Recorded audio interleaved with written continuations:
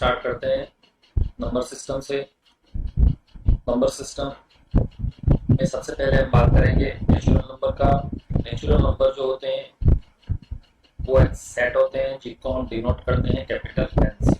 Natural number is denoted by N. सबसे छोटा natural number जो होता है वो 1 होता है, then 2, then 3 and so on. Natural number को हम काउंटिंग नंबर भी बोलते हैं। These are also known as counting numbers. Okay. तो नेचुरल नंबर में ये फेनोमेना होता है कि नंबर ऑफ नेचुरल नंबर्स अगर हम बात करें ये होते हैं infinite. There are infinite number of natural numbers क्योंकि इनका कोई एंड नहीं है। ये चीजें हमको ध्यान रखनी है। नेचुरल नंबर एक सेट होता है एन, कैपिटल एन। जब भी कोई नंबर किसी को, अगर आपने थोड़ा बहुत सेट थ्योरी पढ़ा होगा तो आपको मालूम होगा कि सेट थ्योरी में एलिमेंट को हम लिखते हैं कि बिलोंग करता है कि नहीं करता है। ओके, तो मैं यहाँ एक एग्जांपल देकर समझा रहा हूँ। जैसे सपोज 2 नेचुरल नंबर है कि नहीं, तो हम लिखेंगे 2 belongs to set N. 2 belong करता है सेट एन को, ठीक है। इसका मतलब हुआ 2 सेट एन में है। सिमिलरली अगर बोलेगा 0, लिखेंगे 0 डज नॉट बिलोंग नहीं करता टू एन। 0 एन में बिलोंग नहीं करता, मतलब 0 is not element of N. Okay, next number में अगर हम जाते हैं तो वो होता है होल नंबर। होल नंबर का अगर मैं बात करूं इसमें, और इसको हम डिनोट करते हैं W से। इसमें और नेचुरल नंबर में एक बेसिक डिफरेंस है कि इसके पास 0 होता है, तो इसीलिए इसको हम नॉन नेगेटिव इंटीजर भी बोलते हैं। इंटीजर हम जब जाएंगे तब मैटर समझ में आएगा। तो दोनों सेट हैं। 0 क्या है ना, 0 is an element of W। अगर 0 एक W का एलिमेंट है, इसका मतलब है बाकी सारे एलिमेंट जो हैं n में, मतलब नेचुरल नंबर में, सारे के सारे W में, मतलब होल नंबर हैं। तो इससे हमको पता लगा कि n is a subset of W। That means every element of n is also an element of W, but the reverse is not true.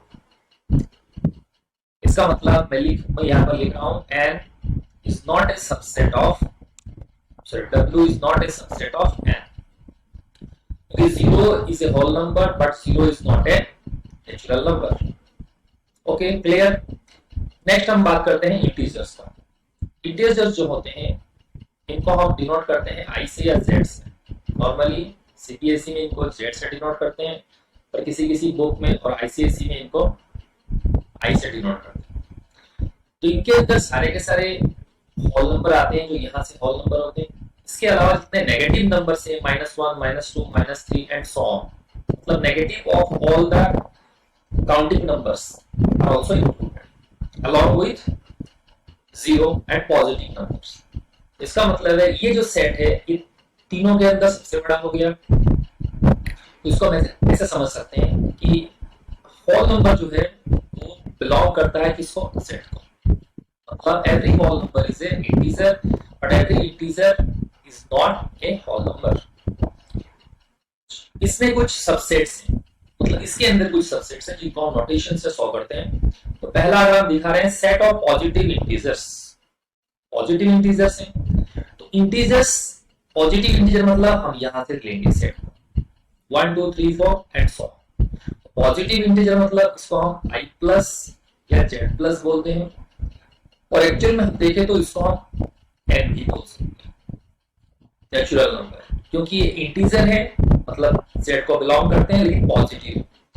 एक चीज यहाँ ध्यान रखना है कि 0 is neither positive nor negative. तो 0 पॉजिटिव या नेगेटिव दोनों में से किसी में इंक्लूड नहीं है, इसीलिए 0 यहाँ हमने लिया नहीं है। ओके, नेक्स्ट हम जा रहे हैं सेट ऑफ नेगेटिव इंटीजर्स। अगर सेट ऑफ नेगेटिव इंटीजर्स का बात करें तो यहाँ देखते हैं set of negative integers denote करते हैं I माइनस या Z माइनस से। इसका मतलब हो गया फिर से वही चीज कि हम सारे नेगेटिव लेने वाले हैं, मतलब यहाँ से हम लेफ्ट की तरफ चले गए तो -1, -2, -3, -4 एंड सो ऑन। यहाँ भी हमने 0 को इंक्लूड नहीं किया है क्योंकि 0 is neither negative nor positive. Okay, similarly फिर हम अगर जा रहे हैं non negative, set of non negative integers, ठीक है, set of non negative integers. अब नॉन नेगेटिव मतलब जो नेगेटिव ना हो, उसने बोला नहीं ये पॉजिटिव हो, नॉन नेगेटिव इंटीजर, इसमें हम जीरो को इंक्लूड करेंगे, तो जीरो इज नॉट नेगेटिव, तो जीरो इंक्लूड हो गया, 1 2 3। यहां थोड़ा ध्यान रखिएगा, सेट ऑफ पॉजिटिव और set of non negative same नहीं होता। ये बोल रहा है कि गारंटेड पॉजिटिव होना चाहिए, तो हम जीरो को इंक्लूड नहीं कर पा रहे।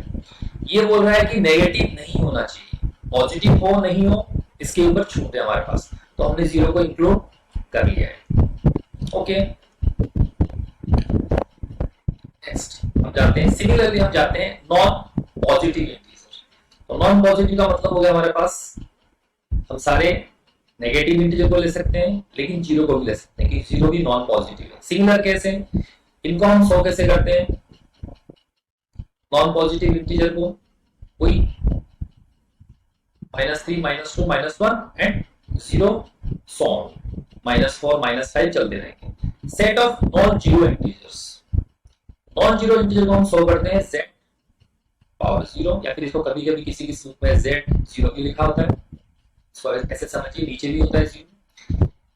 इसका मतलब हुआ सारे इंटीजर्स विदाउट जीरो, मतलब हम सिर्फ इस इंटीजर वाले सेट में अगर इसको निकाल दें तो हमारा आंसर आ जाएगा, तो इसको हम बोलते हैं क्या चीज, नॉन नेगेटिव इंटीजर्स। ओके, अब हम बात करते हैं इसका, हम यहां से हम लिख रहे हैं कि नेचुरल नंबर जो होता है उसको हम i प्लस मींस क्या हो गया, i प्लस मींस यही वाला है, मतलब set of positive integer, set of positive integer मतलब नेचुरल नंबर, तो यहां पर इसके लिए लिखा है, तो set of positive integers are also known as natural numbers. Okay, next then हम बात कर रहे हैं इवन नंबर्स का, इवन इंटीजर्स, ऑड इंटीजर्स। पहले बात हम कर ले इवन इंटीजर्स का। तो इंटीजर का बात हो रहा है तो पॉजिटिव नेगेटिव दोनों लेना पड़ेगा, अगर इवन नंबर होते तो सिर्फ पॉजिटिव लेते। तो इवन इंटीजर्स, तो इवन इंटीजर मतलब वो सारे इंटीजर जो 2 से डिविजिबल होंगे उनको हम इवन इंटीजर बोलेंगे। स्मॉलेस्ट अगर हम देखें वैल्यूज मैग्नीट्यूड में तो 0, देन +-2, +-4, +-6 एंड सो ऑन, ये सारे के सारे नंबर 2 से डिविजिबल हैं और इंटीजर हैं, इनको हम इवन इंटीजर बोलते हैं। ऑड इंटीजर वो होंगे जो 2 से डिवाइड नहीं होंगे, इंटीजर होंगे, तो +-1, +-3, +-7 एंड +-9 सो ऑन, ये चलते रहेंगे। काफी इजी कॉन्सेप्ट है, जैसे इवन नंबर और ऑड नंबर होता है वैसे ही। नेक्स्ट अगर हम बात करें तो होता है odd number, sorry prime number. Prime number काफी इंपॉर्टेंट कॉन्सेप्ट है, थोड़ा इसको ध्यान से, क्योंकि प्राइम फैक्टराइजेशन हम करते हैं, एलसीएम निकालने, एचसीएफ निकालने, फैक्टर्स निकालने, इसके लिए हमको जरूरत पड़ता है। If a number has exactly 2 distinct factors, namely 1 and itself, then the number is called prime number. जिस नंबर के केवल 2 ही फैक्टर होते हैं उसको हम प्राइम नंबर बोलते हैं। हर नंबर का 1 तो फैक्टर सबका होता है, 1 के अलावा अगर वो नंबर खुद से डिवाइड हो रहा है, जैसे 1 है, अगर मैं 1 का कॉन्सेप्ट ले लूं तो 1 का सिर्फ एक ही फैक्टर है 1, क्योंकि वो खुद ही 1 है, तो 1 इस क्राइटेरिया में फिट नहीं बैठ रहा है। तो मिनिमम हम सोचें, मिनिमम इसमें मिनिमम कितने हैं इसके अंदर, 1 के अंदर मिनिमम आप देखें या मैक्सिमम देखें, एक ही फैक्टर है और फैक्टर ही नहीं है, तो जिसमें मैक्सिमम 2 फैक्टर्स होंगे उसको हम बोलते हैं प्राइम नंबर। जैसे 2 है, 2 के हम देखें तो एक फैक्टर है 1 और दूसरा फैक्टर है 2, 2 फैक्टर्स मींस एक तो वो 1 से डिवाइड हुआ और खुद से, तो इसका मतलब ये प्राइम नंबर है। 3 का तो सिमिलर यहाँ पर हम देखते चलिए 3, 5, 7, 11, 13, 17 ये सब प्राइम नंबर्स हैं। ओके, तो हमको कुछ प्राइम नंबर याद रखने पड़ते हैं, क्योंकि प्राइम हम जब फैक्टराइजेशन करते हैं, एचसीएफ एलसीएम वगैरह निकालते हैं, तो इनसे ही हम डिवाइड करके चेक करते हैं। ओके, कंपोजिट नंबर, अगर किसी नंबर का 2 से ज्यादा डिस्टिंक्ट फैक्टर्स हैं तो उसको हम कंपोजिट नंबर बोलते हैं। जैसे एग्जांपल है 4, 6, 8, अगर मैं 4 को देखूं तो 4 का जो फैक्टर है 1 फैक्टर है 4 का, दूसरा फैक्टर 2 है और तीसरा फैक्टर 4 है, तो तीनों इसके फैक्टर हो गए। इसका मतलब हो गया ये एक कंपोजिट नंबर है। ठीक है, इंपॉर्टेंट कॉन्सेप्ट ये है कि 1 is neither prime nor composite. क्यों? देखो, प्राइम बनने के लिए आपके पास 2 फैक्टर होना जरूरी है, मैक्सिमम 2 फैक्टर्स, उससे ज्यादा फैक्टर नहीं होंगे। और कॉम्पोजिट बनने के लिए मोर देन 2 फैक्टर्स चाहिए, मतलब मिनिमम आपके पास 3 फैक्टर होने ही चाहिए।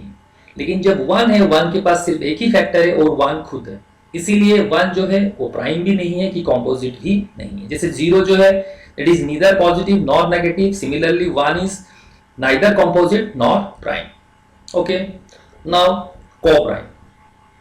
को-प्राइम भी एक इजी सा कॉन्सेप्ट है। को-प्राइम नंबर को हम रिलेटिवली प्राइम नंबर भी बोलते हैं, और को-प्राइम का मतलब होता है दो ऐसे नंबर जिनका HCF 1 हो जाए। तो अगर HCF के कॉन्सेप्ट में अगर देखें, यहां मैं लिख रहा हूं, अगर HCF जो हो गया HCF of A, B is equal to 1, then they are known as coprime और रिलेटिवली प्राइम। इसमें जरूरी नहीं कि दोनों नंबर जो हो आपस में वो दोनों नंबर प्राइम हो। दोनों नंबर प्राइम नहीं होने के बावजूद भी वो को-प्राइम हो सकते हैं। जैसे एग्जांपल है, यहां पर अगर मैं देखूं कि एक मैंने ले लिया, सपोज एक मैंने ले लिया 4 और दूसरा मैंने ले लिया 9। 4 के 3 फैक्टर हैं, 1, 2 एंड 4। सिमिलरली 9 के भी 3 फैक्टर है, 1, 3 एंड 9। तो अगर मैं देखूं तो कॉमन फैक्टर कौन है? कॉमन फैक्टर 1 है। तो कॉमन फैक्टर अगर 1 हो गया तो इनका HCF 1 है, इसका HCF 1 है, तो दोनों में से कोई भी प्राइम नहीं है, लेकिन दोनों आपस में रिलेटिवली प्राइम है। तो जब हम कभी कोई फ्रैक्शन वगैरह लिखते हैं, सपोज जैसे फ्रैक्शन लिखते हैं, मैंने कहीं फ्रैक्शन लिखा 2/6, तो उसको सिंपलेस्ट फॉर्म में लाते हैं, 1/3 करते हैं, तो वहां पर हमको चेक करना पड़ता है कि ये को-प्राइम है कि नहीं, मतलब रिलेटिव प्राइम है कि नहीं है। ओके, एक चीज, कोई भी दो कंसेक्यूटिव नंबर हमेशा को-प्राइम होते हैं। कोई भी दो कंसेक्यूटिव नंबर, आप कोई भी दो कंसेक्यूटिव नंबर उठा के देख लीजिए, जैसे 2 है और 3 है, तो ये को-प्राइम होंगे, क्योंकि एक इवन होगा और दूसरा ऑड होगा। क्लियर? जैसे यहाँ पर 3 है और 4 है, जैसे 1 है, 2 है, ये सब कंसेक्यूटिव नंबर जो होते हैं वो रिलेटिवली प्राइम या को-प्राइम होते हैं। को-प्राइम या फिर इनको रिलेटिवली प्राइम बोलते हैं। Twin prime, twin prime number वो होते हैं, 1 सेकेंड, ट्विन प्राइम नंबर वो होते हैं जैसे दो नंबर दोनों के दोनों प्राइम हो, जैसे यहां पर दोनों नंबर दोनों के दोनों प्राइम हो और दोनों का डिफरेंस 2 का हो, जैसे 3 और 5, 3 भी प्राइम है, 5 भी प्राइम है, और 5 और 3 में जो डिफरेंस है वो 2 है। 5 और 7, 5 भी प्राइम है, 7 भी प्राइम है, और दोनों का डिफरेंस 2 है। 11, 13, 17, 19, 29, 31, इन सच नंबर्स को हम बोलते हैं ट्विन प्राइम्स। तो twin primes of the number which are both are prime and the difference between them is 2। Okay, next हमारा कॉन्सेप्ट है रेशनल नंबर। रेशनल नंबर आते हैं, रेशनल नंबर को हम डिनोट करते हैं Q वाले सेट से, इसको हम डिनोट करते हैं Q से। तो सबसे पहले हमने क्या पढ़ा? सबसे पहले हमने पढ़ा natural number is a subset of W whole number is a subset of Z. Now Z is also a subset of Q. Z जो है Q का सबसेट है। ओके, Q क्या है? इसके मतलब हो गया इसके अंदर सारे पॉजिटिव, सारे नेगेटिव और 0, मतलब सारे के सारे इंटीजर आ चुके हैं। इसके अलावा जो डेसिमल होते हैं, फ्रैक्शन होते हैं, वो भी आ चुके हैं। कैसे हम बात करते हैं, तो इसको लिखने का थियोरेटिकल जो तरीका है, rational number is any number that can be represented in the P by Q form, where P and Q are integers, दोनों के दोनों इंटीजर होने चाहिए, लेकिन अगर इंटीजर हो तो 0 भी अलाउ है, लेकिन नीचे वाले को हम 0 अलाउ नहीं करते हैं। क्योंकि किसी भी फ्रैक्शन में अगर नीचे 0 आता है, जैसे सपोज 2/0 आ गया, तो हम जानते हैं division bye 0 is not allowed, तो नॉट डिफाइंड, तो इसीलिए नंबर डिफाइंड नहीं होगा। तो नंबर जब डिफाइंड नहीं होगा तो हम इसको अलाउ नहीं करेंगे। ओके, तो इसीलिए any number that can be represented in the format of P by Q where P and Q both are integers but Q not equal to 0 is called rational number। जैसे suppose कहीं पर लिखा है 2, तो 2 को मैं आराम से लिख सकता हूं 2/1। क्राइटेरिया फुल हो गया, दोनों के दोनों ऊपर और नीचे 2 और 1 जो लिखा हुआ है दोनों के दोनों इंटीजर्स हैं और नीचे वाला 0 नहीं है, that means 2 is a rational number. Okay, तो जितने डेसिमल नंबर्स हैं उनके अंदर अगर हम देखें तो डेसिमल में वैरायटी आता है। तो पहले तो अगर कभी अंडर रूट आपको मिले, जैसे कभी अंडर रूट के अंदर कुछ हो, सबसे पहले अंडर रूट का बात करते हैं। अंडर रूट के अंदर अगर कोई प्राइम नंबर बच जाए, आपको अगर स्क्वायर रूट निकालना आता है तो पहले मैं बताता हूँ। जैसे सपोज आपको गिवन है अंडर रूट के अंदर 16, तो आप जानते हैं अंडर रूट के अंदर 16 का मतलब होता है अंडर रूट के अंदर इसको फैक्टराइज करते हैं, लिखते हैं 2 इंटू 2 इंटू 2 इंटू 2, क्योंकि 2 टू जा 4, 4 टू जा 8, 8 टू जा 16। ओके, अब क्योंकि मेरे को अंडर रूट दिया है तो अंडर रूट का मतलब होता है हम इसका स्क्वायर रूट निकालेंगे, दो दो का पेयर बनाते हैं, तो यहां से मैंने 2 का पेयर बना लिया, ये 2 का पेयर बना लिया, इसका मतलब है इन दो में से एक 2 निकला और यहां से एक 2 निकला, तो आंसर हो गया 4। That means under root of 16 is equal to 4। लेकिन अगर यहीं पर मेरे को देता कि अंडर रूट ऑफ 32, तो मेरा आंसर क्या होता? जैसे यहाँ पर मैं लिखता 2 इंटू 2 इंटू 2 इंटू 2 इंटू और 5 2 आते, इसका पेयरिंग हो जाता, इसका पेयर नहीं बन पाता, तो आंसर होता 2 इंटू 2 इंटू रूट 2, तो ये आंसर हो जाता, अल्टीमेटली आंसर होता 4 रूट 2। क्योंकि अंडर रूट के अंदर प्राइम नंबर फंस गया, मतलब हम उसको निकाल नहीं पाए, तो ये नंबर इरेशनल नंबर कहलाएगा।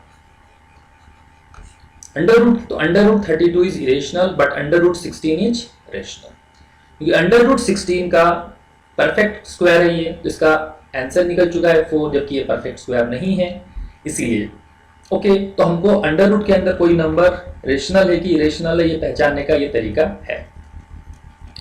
अच्छा, इसके आगे हम देखें इरेशनल नंबर्स को। इरेशनल नंबर्स डेसिमल के अंदर हम देखेंगे, तो डेसिमल के अंदर भी हमको पता होना चाहिए कि डेसिमल नॉर्मली जो होते हैं टर्मिनेटिंग होते हैं और नॉन टर्मिनेटिंग होते हैं, ठीक है।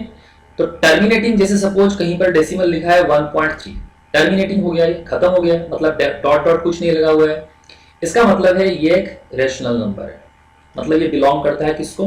क्यू को। ओके, कहीं पर अगर ऐसा लिखा है 1.333 डॉट डॉट डॉट, ये टर्मिनेट नहीं हो रहा लेकिन रिपीट हो रहा है, देखिए बार बार 3 आ रहा है, तो इसको हम वल्गर फ्रैक्शन बोलते हैं, ठीक है। वल्गर फ्रैक्शन में कन्वर्ट करते हैं, जब इसको कन्वर्ट होता है तो इसको हम 1 3 के ऊपर बार भी लिख सकते हैं, ये भी एक रेशनल नंबर है 1.3 बार, मतलब नॉन टर्मिनेटिंग है लेकिन रिपीटिंग है। अच्छा, कुछ डेसिमल होते हैं जो टर्मिनेट भी नहीं होते, रिपीट भी नहीं होते, जैसे सपोज मैंने यहाँ पर लिखा 1.12 112 1112 डॉट डॉट डॉट, तो ये यहाँ पर 12 है, यहाँ पर 112 है, यहाँ पर और कुछ है, मतलब रिपीट नहीं हो रहा है, डॉट डॉट लगा है मतलब टर्मिनेट भी नहीं हो रहा है, ये डज नॉट बिलोंग करता है क्यू को, मतलब ये रेशनल नंबर को बिलोंग नहीं करता, मतलब ये नंबर जो हमारे लिए आ गया कौन सा आ गया? This is irrational number. Okay, irrational number का कॉन्सेप्ट वही है कि जिस नंबर को हम p बाई क्यू फॉर्म में शो नहीं कर सकेंगे उसको हम इरेशनल नंबर बोलते हैं। This numbers are known as irrational number, okay, और उनको हम डिनोट करते हैं क्यू डेज से। थोड़ा सा इनके आगे बढ़ते हैं, तो क्यू, इनको अगर हम डेसिमल में एक्सप्रेस करें तो ये क्या हो जाएंगे? ये हो जाएंगे non terminating and non repeating. जैसे मैंने ये एग्जांपल दिया था, तो नॉन टर्मिनेटिंग नॉन रिपीटिंग को हम बोलते हैं इरेशनल नंबर्स। दो नंबर हमको बहुत ध्यान से याद रखने हैं, तो होता है पाई, पाई का जो अप्रोक्सीमेट वैल्यू होता है वो होता है लगभग 3.14, या कभी कभी हम उसको यूज करते हैं 22/7, वो, और ई जो यूज होता है लॉग में, नेचुरल लॉगरिथम में, e is approximately equal to 2.718। ये दोनों के दोनों नंबर इरेशनल होते हैं, दोनों के दोनों। अगर हमको क्वेश्चन दे 3.14, तो 3.14 एक रेशनल नंबर है, 22/7 रेशनल नंबर है, 2.718 रेशनल नंबर है, लेकिन ई और पाई जो है, क्योंकि ई और पाई का अप्रोक्सीमेट वैल्यू है 3.14, पाई का एक्यूरेट वैल्यू 3.14 नहीं है, इसीलिए पाई जो है इरेशनल है, ई इरेशनल है, पर 3.14 जो है वो रेशनल है। ओके, सर्ड्स, तो डेफिनेशन है, इसको अच्छे से याद रखिए डेफिनेशंस को। Surd, if A is not a perfect nth power, if a is not a perfect nth power, then a to the power 1 by n is called the surd of nth order, where a belongs to q plus n belongs to w and a to the power n must be belong to q dash. q dash means irrational number. तो अगर हम देखें suppose कहीं पर मतलब simple सा एक मतलब है, ये मैथमेटिकल थ्योरेटिकल कॉन्सेप्ट है कि a अगर किसी का nth पावर में नहीं है, जैसे सपोज कभी आपको दे दिया कि 27 का पावर 1/3, तो 1/3 दिया है मतलब इसको हम लिख सकते हैं 27 को लिख सकते हैं 3 इंटू 3 इंटू 3 और उसका पावर हो गया 1/3। तो 3 का पावर इसको हम लिख सकते हैं 3 का पावर 3 और ऊपर आ गया 1/3, दोनों 3 ये वाला 3 कैंसिल हो गया तो आंसर आ गया 3। That means cube root of 27 is 3। तो ये सड नहीं है। तो सड होने के लिए क्या कंडीशन होता, अगर इसी को मैं ऐसे लिख देता, सपोज 1 सेकेंड यहाँ पे थोड़ा इरेज कर रहा हूँ, सपोज मैं यहाँ लिख देता इसको 27 नहीं लिख के मैं लिख देता 27 का पावर 1/4। तो 27 का तो यहाँ पर जो a है वो कौन 27 है, तो 27 is not a perfect nth power, किसी का भी ये फोर्थ पावर नहीं है, मतलब किसी का भी फोर्थ पावर 27 नहीं है। तो हम 27 टू दी पावर 1/4 को सड बोलेंगे।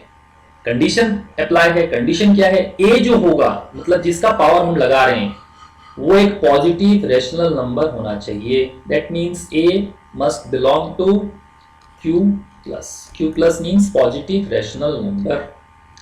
सिमिलरली जो पावर में आ रहा है 1/n, वहां n जो होना चाहिए वो बिलोंग करना चाहिए होल नंबर को, और जो वैल्यू आएगा a 1/n वो एक्चुअली में होना चाहिए इरेशनल। जैसे 27 का पावर 1/3 निकला था, रेशनल नंबर निकल गया था 3, तो वो सड नहीं है।